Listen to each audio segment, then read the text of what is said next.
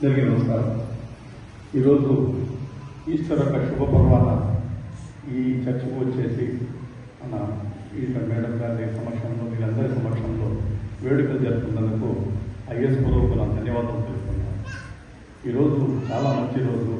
ఎన్నో ప్రజల యొక్క పాపాలంతా ఆయన నెత్తి మీద పెట్టుకొని ఆ యేసు ప్రభు శిల అయిపోయి ఆయన వచ్చిందను ఈరోజు పునరాధన జరిగిన మళ్ళీ రీబర్త్ అయింది రోజు.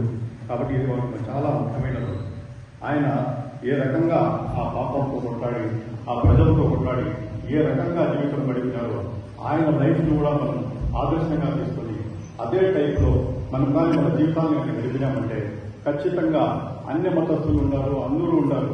వాళ్ళందరూ వచ్చిందును వాళ్ళ యొక్క బైబిల్లో ఉండే టీచింగ్స్ను ఆ బైబిల్లో వెతికి చూడు వాళ్ళు ఏం చూస్తారు, మనం ఏ రకంగా బతుకుతున్నాం అనేది మన జీవితాల్లో ఆ బైబిల్ సందేశాన్ని వాళ్ళు చూస్తారు. కాబట్టి మన ముఖ్య ఉద్దేశం ఏమంటే మనము కూడా ఆ బైబిల్ సిద్ధాంతాల ప్రకారం ఫస్ట్ మనము మీ తరఫున మేమందరూ కానీ అదే సిద్ధాంతాలకు భయపడి పెట్టామంటే అన్ని మతస్థులు కానీ ప్రతి ఒక్కరూ కానీ ఈ బైబిల్ సిద్ధాంతాలకు కట్టుబడి ముందుకు ఉంటారు. కాబట్టి ప్రతి ఒక్కరూ మన ప్రపంచంలోనే కాదు, మన దేశంలోనే కాదు, అన్ని రకాల శాంతి సుఖము ప్రతి ఒక్కరూ సంతోషంగా టయానికి వారిని వచ్చి ప్రతి రైతులు అందరూ సుఖ సంతోషాలు ఉంటారు. కాబట్టి మేమందరూ కోరుకునేది ఒకటే, మీతో పాటు మేము కూడా ఆ యేసుప్రభు సిద్ధాంతాలకు లొంగిపోయి ఉంటాము, ఖచ్చితంగా దాని ప్రకారంగా నడుచుకుంటాము. మీతో పాటు మేము కూడా అదే ఉంటాము. కాబట్టి మరోసారి మీకు అందరికీ ఈస్టర్ పర్వదినాన ఈ రోజు మీకందరికీ నాకు స్వాగతం చేస్తాను.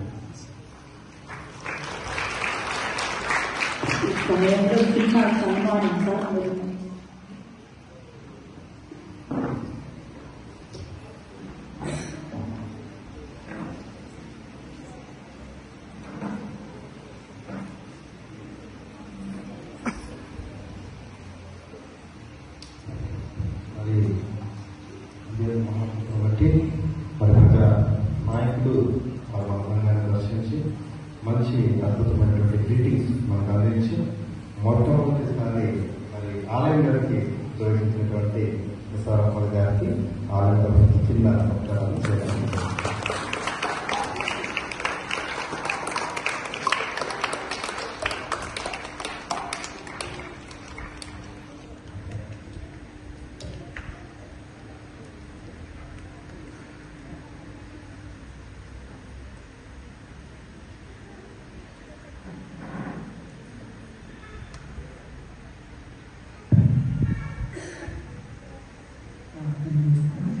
కృపగలిగిన మా